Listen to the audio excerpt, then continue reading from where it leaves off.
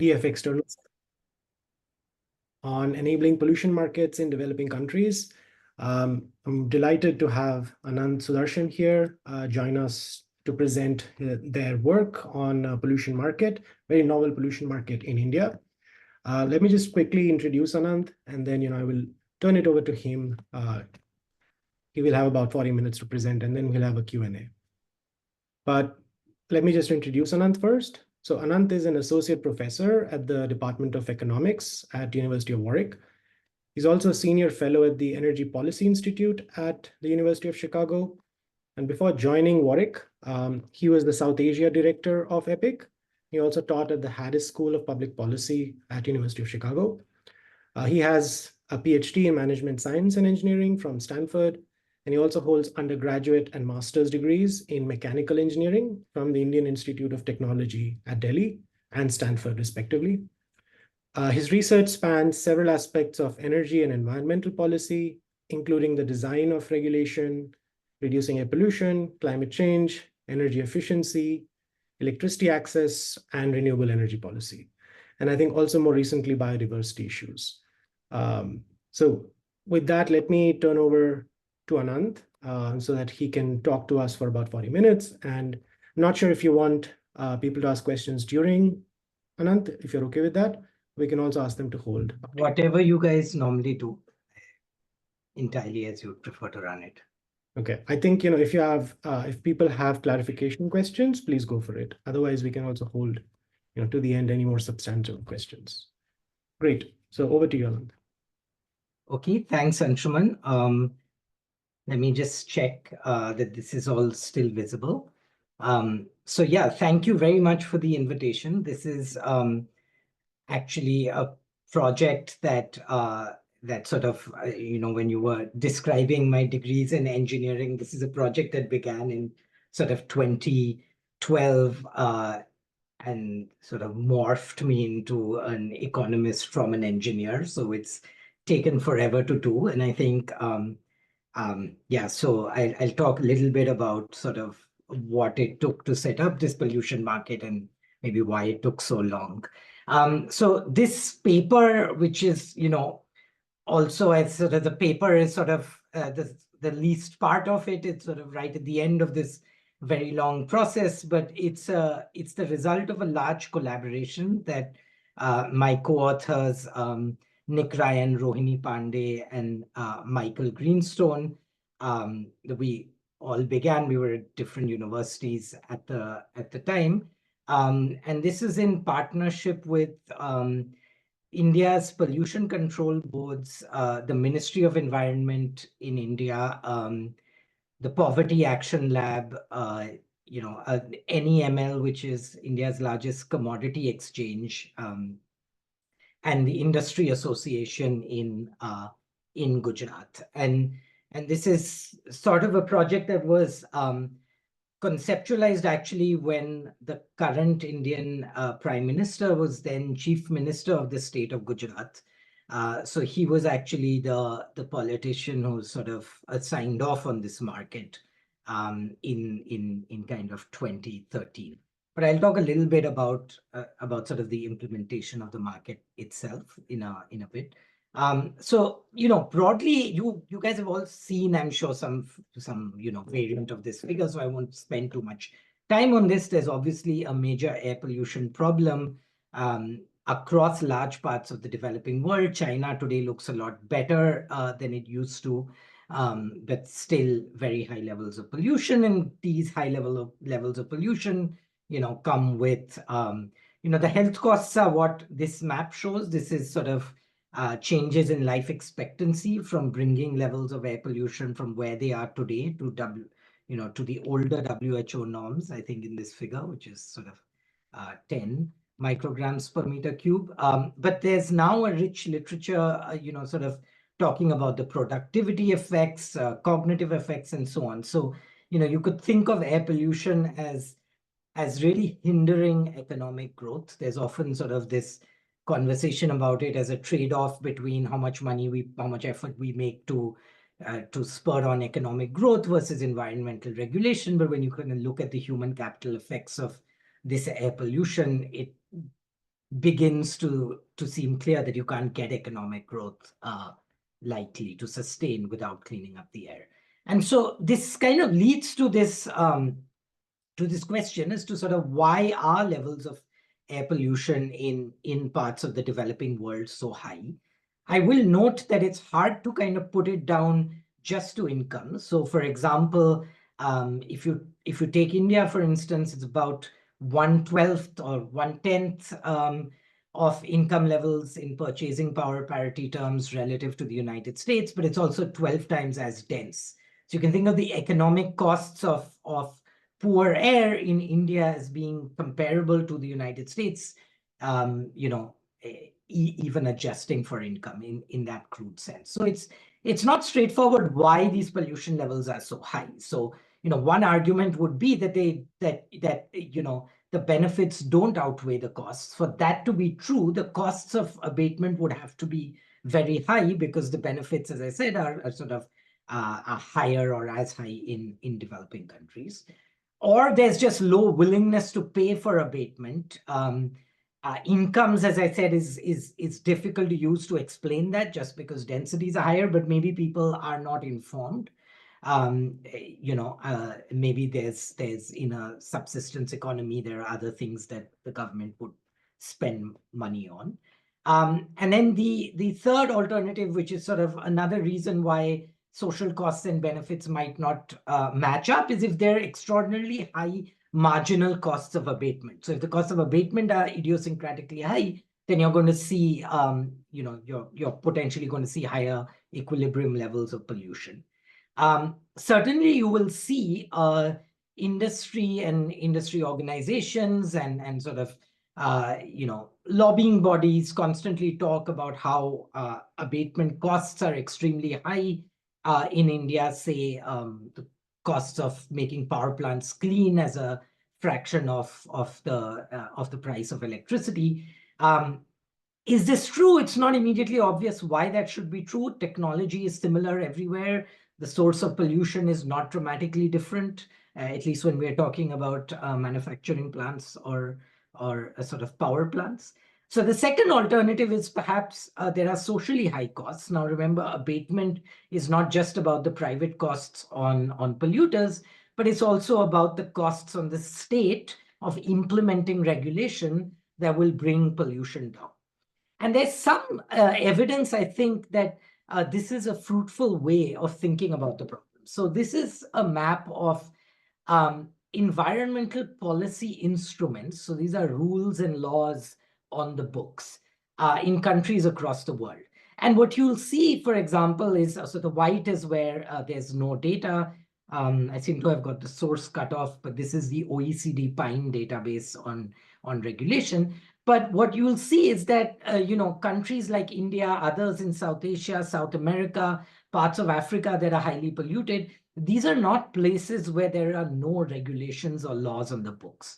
And so this is important because if you take this seriously, it suggests that from a regulatory point of view, these outcomes are not for want of trying. So there is a stated goal. The stated goal is actualized through rules. The outcomes look very different. If you dig down into what these rules are also, you will find a great deal of similarity. Let's say if you look at air pollution in India, this talk is about India and air pollution. The Indian sort of Air Act passed in 1986 borrows heavily from the Clean Air Act in the United States that was in place at the time. So this is before the 1990 amendments. So it's got a bunch of strict norms. They are backed by criminal penalties, including imprisonment. So this is not on paper a toothless law. And so that might lead you to believe that if this law exists, but pollution levels are still high, and I'll show you some data a little later on compliance, which is that notwithstanding the presence of this law and the strict standards laid down in these laws, industry do not adhere to these standards. So the law is essentially on paper only.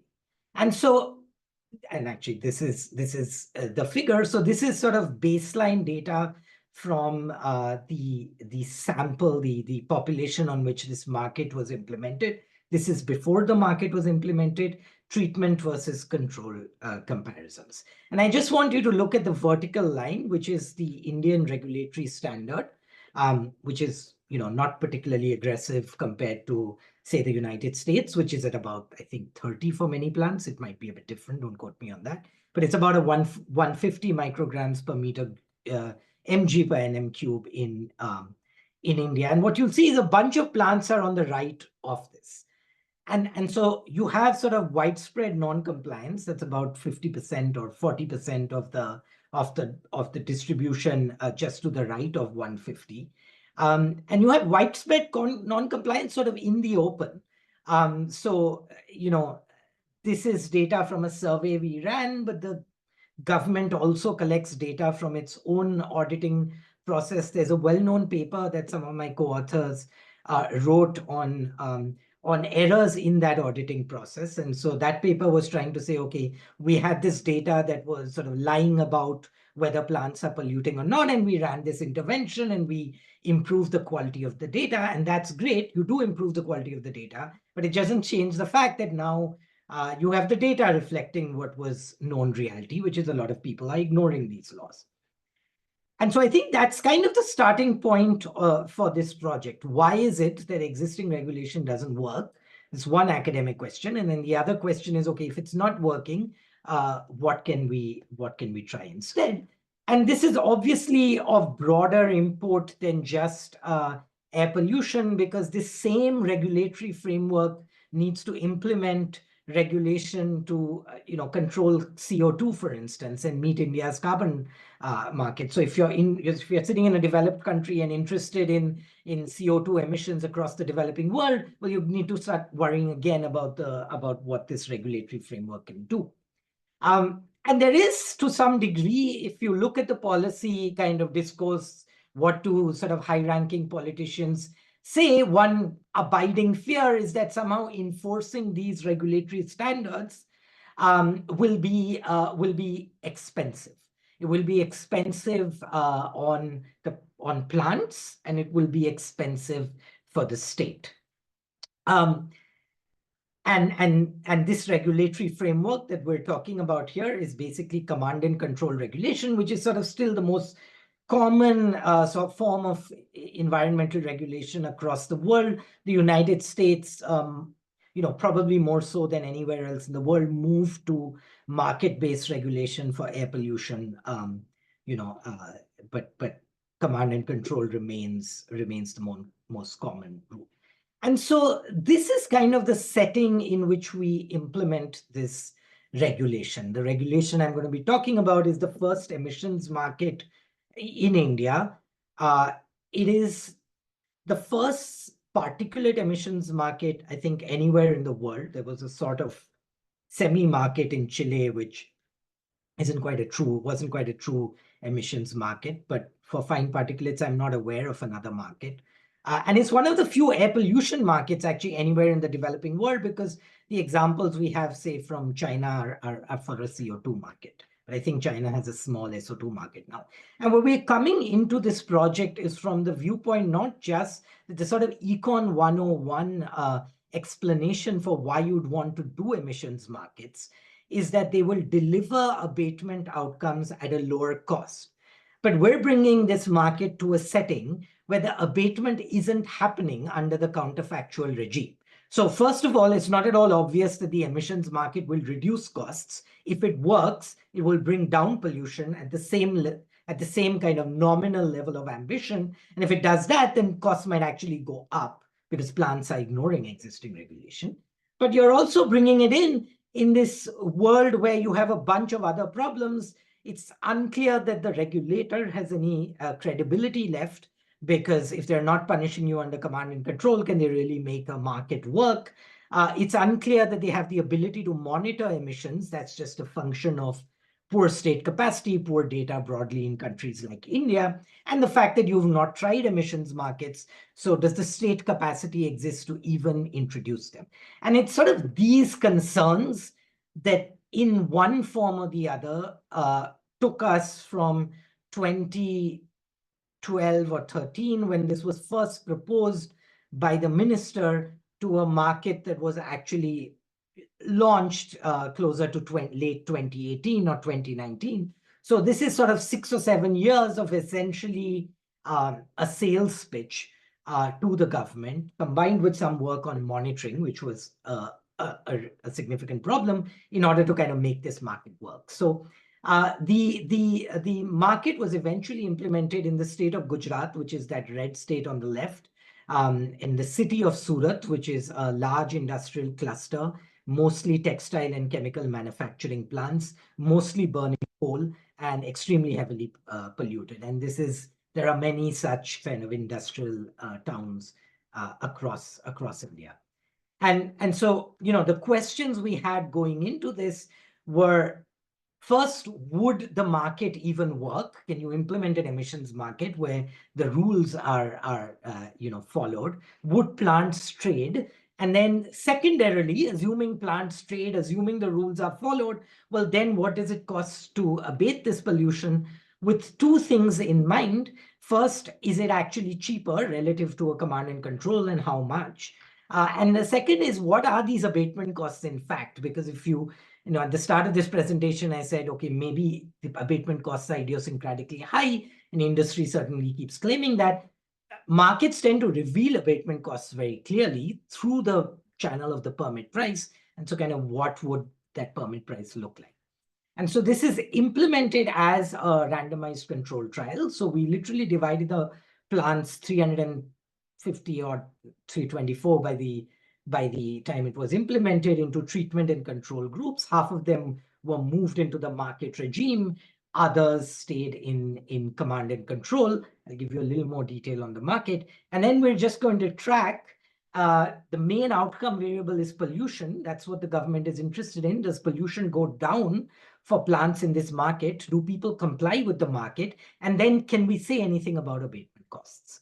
So that's sort of the goal. I'll sort of skip over.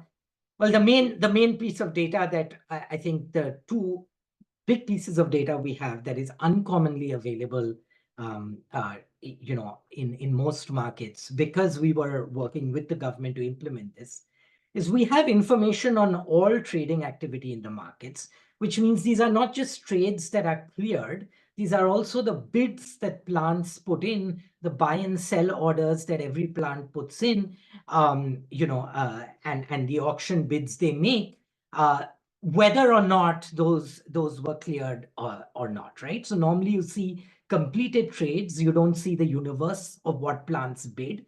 Here we sort of see both, and we see pollution data not through manual monitoring, because you can't use that to underpin a market, but through these continuous emission monitoring systems. And this is kind of a picture of the trading dashboard. So plants have a portal that looks something like this. The regulator has a portal that looks something like this. It basically tells you what the levels of pollution are from each plant on a real-time basis, what fraction of time the plant is sending information. So this information is coming from these continuous emission monitors, what fraction of the cap has been used up, and so on. So, pretty standard stuff for an emissions market, totally new in the Indian context. This was built by the commodity exchange. So when we said we were working with the commodity exchange, they hosted the trades and they built this platform. Now, one thing I want to draw attention to is that we're coming into this again. I said we're using continuous emission monitoring systems to measure the market. This again is totally new. And that's actually why I joined the project. So when I joined the project, it was because I was joining the team to help write down what the standards and specifications should be for these continuous emission monitoring systems, which were not in use in India then, which you had to get plants to install before you could even think about a market. And so one of the things this market led to in the early years was developing those standards and specifications, which have since then been used to mandate those monitors, not markets, but those monitors more broadly across the country. Can I ask you a question about that, Anant? Yeah. So it seems like there was like a long process working with these industry groups, maybe like specific industries, but also potentially their groups, to get them on board. Also, like you said, it's been rolled out now elsewhere, the SEMS monitors at least. Like, what was that process like? Like, did you have to convince them of the benefits potentially? Yeah, if you Yeah, so I'll talk through the SEMS in a couple of slides because I have a figure that helps explain it. Um, just hold on for 2 or 3 minutes and I'll answer that question. Just in terms of your sort of the usual, let me tell you the results before I tell you how we got them. What we find is that the market works well. We see evidence of active trading. We see trading that's sensible. In other words, plants are not holding on to excess permits and not falling short. We see evidence of the regulator enforcing the market. What's interesting here is they only had to enforce. So the penalty in a emissions market is if you don't hold enough permits to cover your pollution, you basically are fined a very high price for each permit shortfall. And the regulator was able to implement that because they were able to deduct that amount from these fixed deposits which plants that operate have to put in place. But they only had to do that in the first 2 months, because once they made those automatic deductions that were large, no one ever over the 2-year period of this market ended up short of permits ever again. So they had to set their credibility, but they did not have to spend, every month kind of penalizing someone and then potentially getting into an argument with them, which we thought was interesting. Remember, these financial penalties that underpin this market are actually uncommon in Indian law. We saw a lot of pushback from environmental NGOs arguing that the existing law will put you in prison for violating. So you're actually diluting penalties by introducing this emissions market. And that's true on paper, unless you account for the fact that if you make the penalties too strong, it gets very hard to enforce them, which is not a sort of economics problem, but if you like, it's a problem in law. It's a problem to do with proportionate punishment. It's a problem to do with kind of the transaction costs of taking someone to court and filing those cases and so on. So we see the market being implemented. Emissions fell about 20 to 30% relative to the control. This second clause here is wrong. It was not designed to lower emissions on day one. On day one, we set a cap that was similar to our estimate of existing pollution, but the cap was tightened over time. It was tightened over time because permit costs were very low. And what we did was every month there would be this meeting where the regulator was there, the industry association was there, we were there, the commodity exchange was there. And the question in those meetings, which, the cap was reduced over the first 5 months, was, well, permit prices are at the floor, they're really cheap. So clearly it costs you nothing to comply with the cap as is. And so we should lower the cap. And the cap was set every month. And the reason it was set every month, which is very short for an emissions market, is in a world where you don't even know if this will work. You don't want to find out 1 year from now that you set this cap and you made all these nice rules and then everybody was ignoring them, right? And so because of the permit price signal, and I think this is important, this conversation with industry on whether it's cheap or expensive to implement this market was not a conversation sort of in the abstract. It was look at the permit price. So it's very hard for industry to say that it's difficult to abate if the permit price is very low, and the permit price was very low.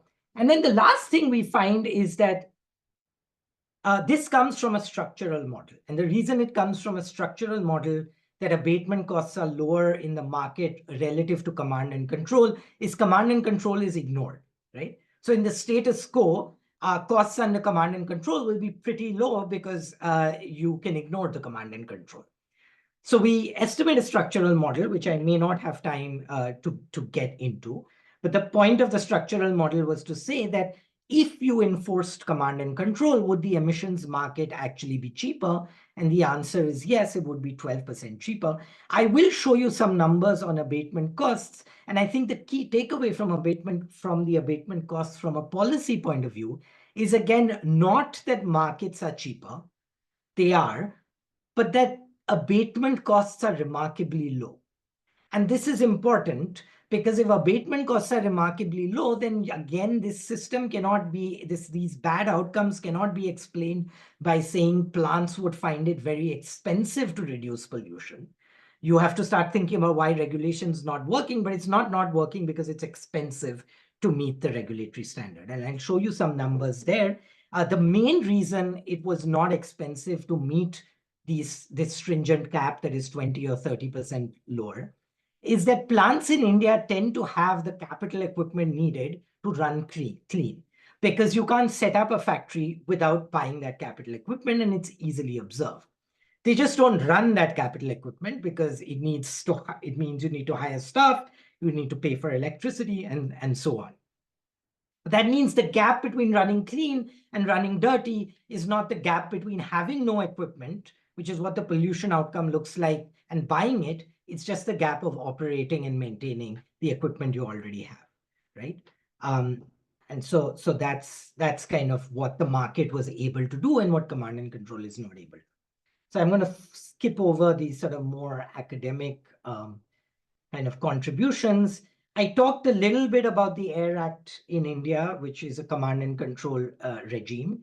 You can think of the command as being install this piece of abatement equipment, which will let you meet the regulatory standard.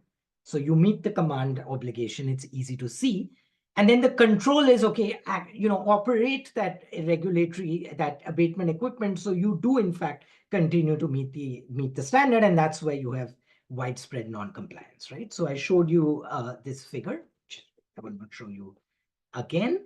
As I said, this project took forever to get going, but I want you to focus on the ... over here, which is a period of time where we had sort of RAs coming in and RAs leaving, and sort of in some ways kind of the project's becoming a bit of a laughing stock in JPAL because nothing was in substance moving. And between 24 and 2019 was essentially the period of time where we were trying to get these continuous emission monitoring systems to produce data at a level that was high enough for us to start the market, right? And so what we found over there was, so we wrote these standards and so on, and we got these plants, these monitoring equipment. There was a national mandate in 2014, but before that in 2013, there was a mandate for Gujarat for this market. And then this ... is when we were struggling, right? And this is kind of what the status quo versus the SEMS monitors look like. So you have this stack, you have to climb up this stack if you're doing a manual measurement. If you're installing a SEMS device, you just install it in the stack and that's it. You go away, it's connected to a computer, it will tell you what the emissions are in that probe. But if you're doing it manually, you have to kind of sample the air over here, and then you go to a lab and you weigh it again. And this gets you a snapshot of what is pollution at this point in time. And if you want another snapshot, you have to go and do this whole thing again. And so this is obviously complicated. It's trivial to actually game because, we would see this plant is running, there's black smoke coming out, and then these regulators come in to do this audit. And by the time they come in and they park their car and they take out the equipment and they climb up the stack, the smokestack is running very, very differently, right? So this is what so the market launched in mid-2019. That's when it was announced there would be an emissions market. And this is kind of data reporting rates from these SEMS devices. And what you'll see is sort of mid-2019, there's this sudden spike. The treatment group is the group that was under the market. The control group was not under the market, but they still had this equipment installed. And you see this big spike come up, and there's sort of three things that we think are driving this. And these low levels earlier sustained for several years. And so this was in some sense of an act of desperation where we were like, well, this is never going to happen. we need to start it now, and we'll see what happens.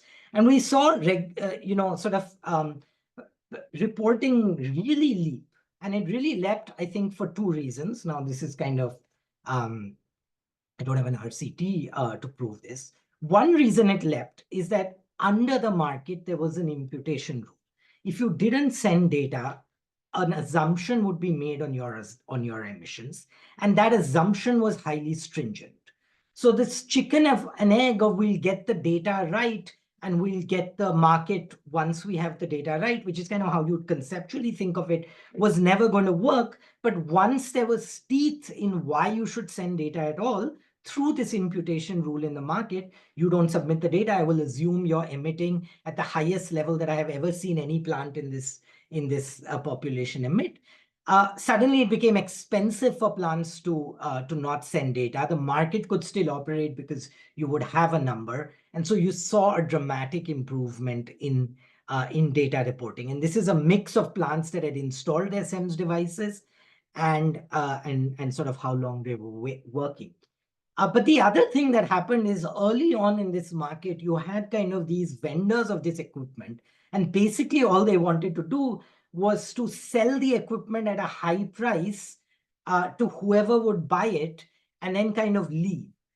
In this world of, we don't think this is going to turn into regulation anyway, and so let's just make some money off of whoever is more willing to kind of comply with this mandate. We're certainly not going to spend time having after sales service and so on in Surat. We just want to sell the hardware and leave. And when these rules were announced, and we sort of had 2 months of trading, and then an announcement slightly before, 2 months of mock trading, you suddenly had a dramatic push from plants for all of these things. After sales service that exists, a kind of competition about I'm going to buy the cheapest piece of equipment, and kind of a signal, therefore, to regulate to vendors of this equipment that actually there may be a market here for our devices that works like any competitive market, because this thing has actually happened. So we think we saw a few of those things happen, which hopefully some of this gets to your question, Anshuman, which kind of led the monitoring problem to be resolved for the market. Now, I won't go over the details of market design in too much detail. It's a very kind of textbook 101 market. Compliance periods were about 4 to 6 weeks. At the start of every compliance period, you set a cap. Permits are 80% of permits were given away in proportion to boiler capacity, which is a technology measure that plants can't change. It's extremely expensive to change the boiler, and this is boiler capacity before the market started.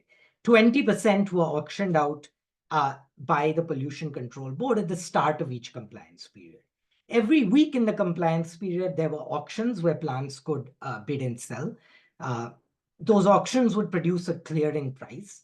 During the week, you could trade only at that clearing price, right? So prices would get updated every week. There's a price floor and a price, price ceiling.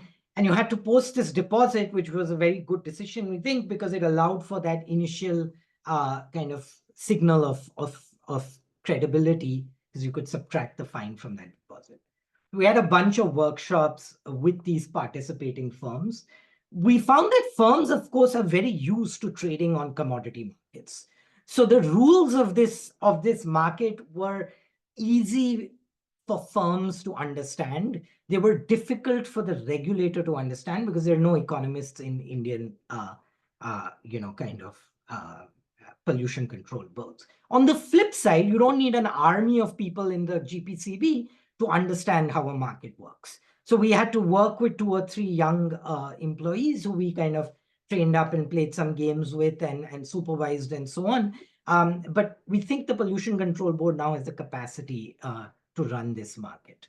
Can I just ask you, sorry, about the cost, essentially the fines to the plants? So what was the size of those fines relative to, say, the revenue or something? Like, why did it bite, and like... Oh, it was 2 times the ceiling price. So it was guaranteed to be more expensive than any price at which you could buy permits. So it was 200 rupees per ton. The ceiling price was 100, right? And the actual prices never came anywhere close to the ceiling price. So it became very clear to plants it was a lot cheaper to just buy permits. I'll skip over the details of the sample. These are basically solid fuel burning plants that are not very large, medium-sized industry in India, the textile and pollution sector. The APCD columns here, where you see a lot of plants having these equipment installed, is what I alluded to. A lot of them have to install something to set up the factory. So they've got stuff there which may be badly maintained, may be inoperable and not operated, but it's there.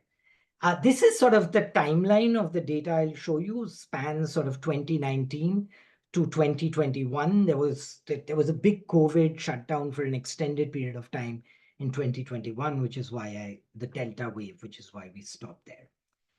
So the first thing we see is that you kind of have this distribution of permits, right? So in a functioning emission markets, you would expect that by the end of compliance periods, you would start with these kind of permit allocations, and those permit allocations, because they are based on your boiler capacity, are not going to be equal to your emissions, right?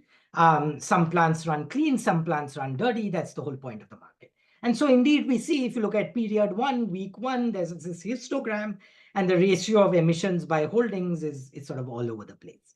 At the end of trade, what you would want to see is that this distribution starts shifting over time. And as it starts shifting over time, you want people to end up here, where most of them have exactly as many permits as their emissions. Right. And so at the end of period 1, we saw a lot of plants do this. We also saw a lot of plants having excess permits. By the end of period 10, this almost never happened. So the point I'm trying to make is plants traded. They traded a lot. They understood why they were trading, and they kind of got better. I will skip over these. This is just sort of permit prices. The emissions market reduced pollution. So the blue line here is the treatment group. The black line is the control group. There's about a 20% difference between these two lines. You can think of this as the main outcome, or you can think of compliance as the main outcome.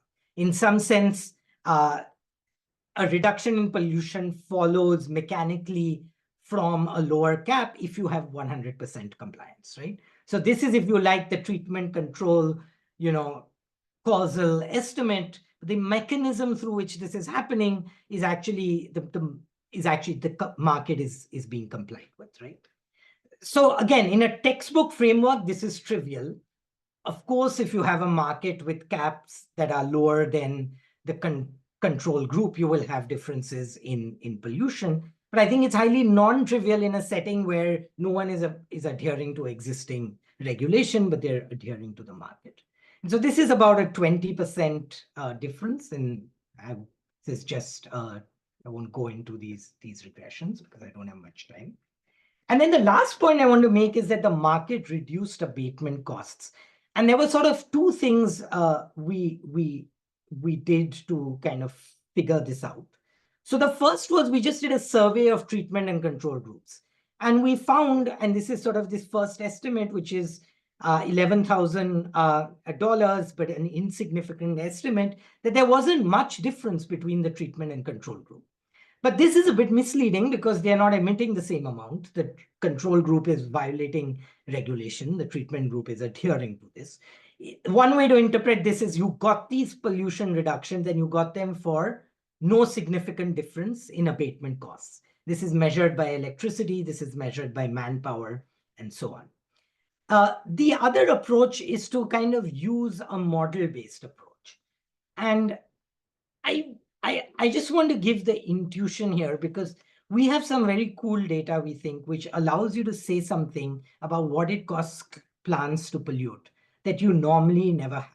Now, survey data is hard because I have abatement costs that come from all sorts of places. yes, I have labor costs, but labor does different things. I have an electricity bill. I don't get a different electricity bill for each piece of equipment. So it's hard in a survey to ever pull out abatement costs. So those survey results I showed you, yes, they're not significant. They're also pretty imprecise. But what we have here, which you don't, to the best of my knowledge, I have not seen a paper with this data, is that you not just have what trades were made, but you have what bids plants put in. And a plant that is bidding optimally should always, in this auction, bid its abatement costs. It should say, I am willing to buy so many permits, and the number of permits you put in these buy and sell orders. I will buy 1 permit for this much money. I will buy 10 permits for this much money. Likewise, on the selling side, the optimal thing to do is to bid your abatement costs, because you're going to be willing to. Remember, this is a second price auction, so it's optimal to bid truth, and you don't want to bid more than your abatement costs as your willingness to buy, because then you could cut yourself. So you want to bid your abatement costs. And so if you see the bids, which we see for each plant, you actually get, and I'll sort of skip over this, but you actually get for each plant, and this is sort of an example of bids, buy and sell orders by this plant in 1 week. You get for each plant this curve that is mapped out from their bids, which is actually what it costs them to abate as revealed by them. And then you have a clearing price, which is the price at which they actually need to buy and sell. So you may say you're willing to buy permits or sell permits at a high price. If there are other people who are willing to buy and sell at a low price, the clearing price at the auction will be that low price. So you report truthfully. You don't have to pay the high price. And so what you see is that you will have this abatement curve estimated off of these bids. You have in command and control a plant specific standard, which is this fixed standard. And then you have a clearing price, which is going to tell you where this plant is actually going to emit. So in this picture, this plant is going to emit more under the market than under command and control, right? And that difference is this red line. This is again kind of the textbook description of an emissions market, which is the gains to trade. This is another plant which will emit less. It would rather sell permits and emit less than buy permits and emit more. Again, you can trace out the abatement cost curve if you take all of the data that you have. And so if you do this over all the plants and all the bids they put in, you can actually make a different line essentially for every single plant in the population in the treatment group.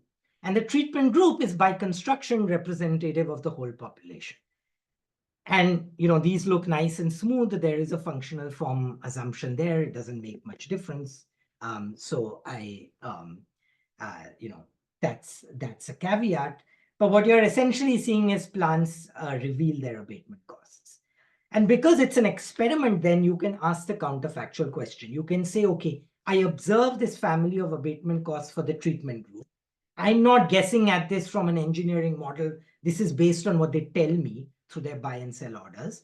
And now the control group looks just like this. And so now I can write a model that asks all sorts of questions. It can ask if the sort of command and control standard were adhered to, what would be the costs on the control group?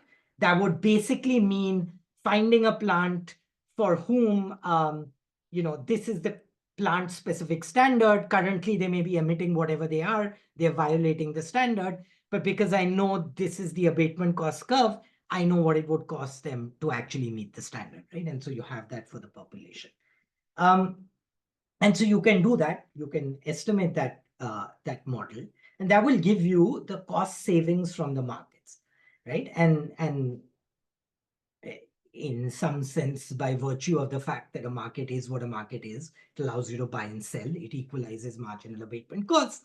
There is a cost saving from the market. So this black and blue line are just the variable abatement costs at different levels of emissions, and the blue line is always below the black line. So you can ask questions like, how much would I be able to reduce emissions if I didn't want to change costs, right? again, this is sort of the game here from a policy point of view is all in the compliance.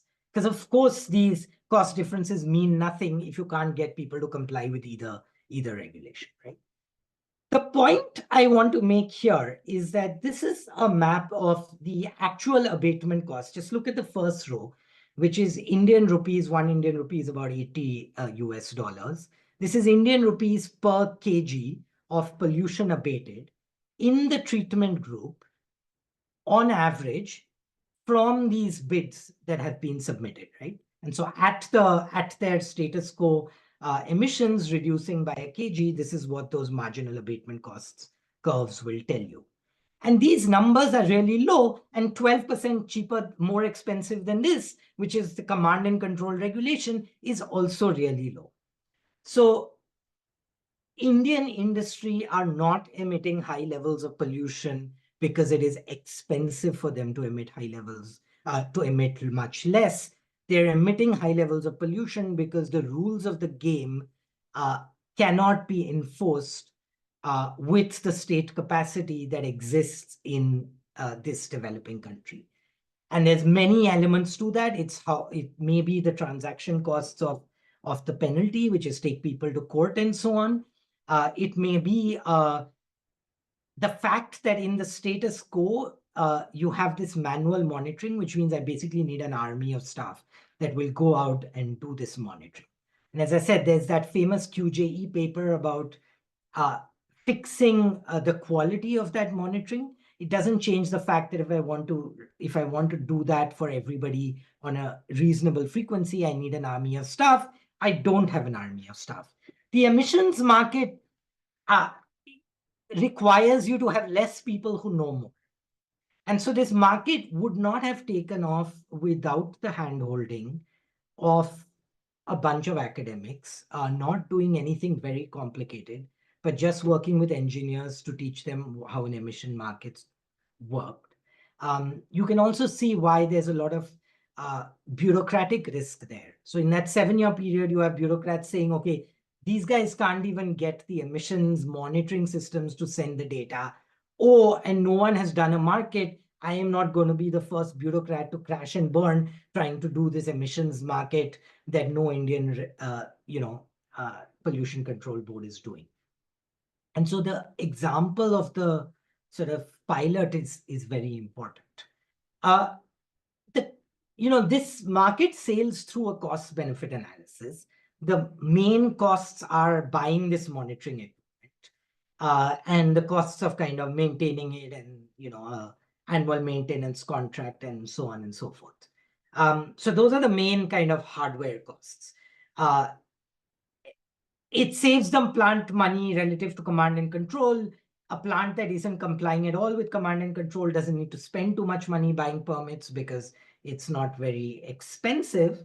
And so a scale up to cover all these plants would, we estimate, cost about 310 million rupees. But the pollution benefits are very large simply because the health costs of pollution are very large. So 20% reduction in industrial emissions from this market, given what we know about what fraction of total ambient air is, comes from these industrial emissions, is about a 5 microgram per meter cube reduction in pollution. And you multiply this by those estimates of sort of the marginal health costs of pollution, and you end up with a very large number. Life years gained, you multiply by VSL. This is a benefit to cost that's through the roof. Now you will see this true of many kind of environmental kind of air pollution policies, simply because air pollution is so damaging. But the point being that this is very easy to do. This is very cost effective to do. I will point out that from a political point of view, 5.5 micrograms per meter cube on a base of about it was about like 60 or 70 microgram per meter cube in Surat. So I don't have that number up here.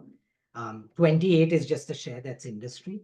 So 5.5 on that base is not something that people are going to kind of just notice, right? So from a political point of view, there is that consideration which comes up with a lot of air pollution policies, that the politician imposing costs on the polluter will not be able to point to air that suddenly turned from gray to blue because of this one policy. And so they have to keep that in mind.